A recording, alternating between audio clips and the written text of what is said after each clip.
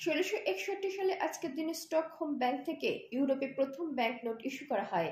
1856 সালে আজকের দিনে কারো কারো মতে 26শে জুলাই ঈশ্বরচন্দ্র বিদ্যাসাগরের প্রচেষ্টায় লর্ড ক্যানিং হিন্দু বিধবা বিবাহকে বৈধতা দেয়। 1905 সালে আজকের দিনে খুলনা জেলার বাগেরহাটে প্রথম ব্রিটিশ পণ্যদ্রব্য বর্জন আন্দোলন শুরু হয়। 1918 সালে আজকের দিনে বলশেভিকদের হাতে রাশিয়ার শেষ সম্রাট জার নিকোলাই দ্বিতীয় তার 5 সন্তান ও স্ত্রী সহ নিহত হয়। এর ফলে রাশিয়ার রাজতন্ত্রের পতন হয়। 1932 সালে আজকের দিনে ভারতবর্ষের ইতিহাস, ঐতিহ্য, সংস্কৃতি বিষয়কে গবেষণার প্রতিষ্ঠান ইন্ডিয়া রিসার্চ ইনস্টিটিউট প্রতিষ্ঠিত হয়। 1945 সালে আজকের দিনে দ্বিতীয় বিশ্বযুদ্ধে মিত্র শক্তির নেতৃবৃন্দ Winston Churchill, Harry Truman, Joseph Stalin জার্মানির পোস্টম শহরে সাক্ষাৎ করেন। 1945 সালে আজকের দিনে নিউ মেক্সিকোর আলামকার্দোতে মার্কিন পারমাণবিক বোমার প্রথম পরীক্ষামূলক বিস্ফোরণ ঘটানো হয়।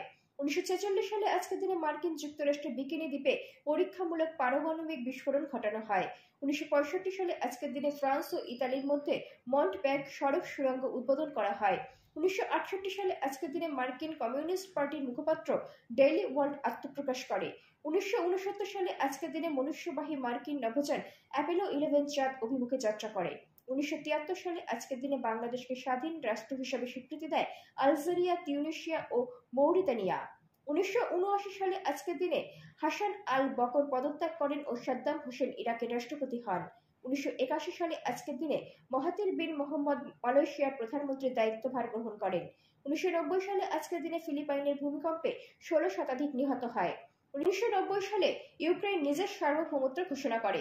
1997 সালে আজকের দিনে মিলোসেভিচ যুগোস্লাভিয়ার প্রেসিডেন্ট নির্বাচিত হয়। 2007 সালে আজকের দিনে সাবেক তত্ত্বাবধায়ক সরকারের আমলে বৈরী রাজনৈতিক পরিবেশে গ্রেপ্তার হয়েছিলেন প্রধানমন্ত্রী শেখ হাসিনা।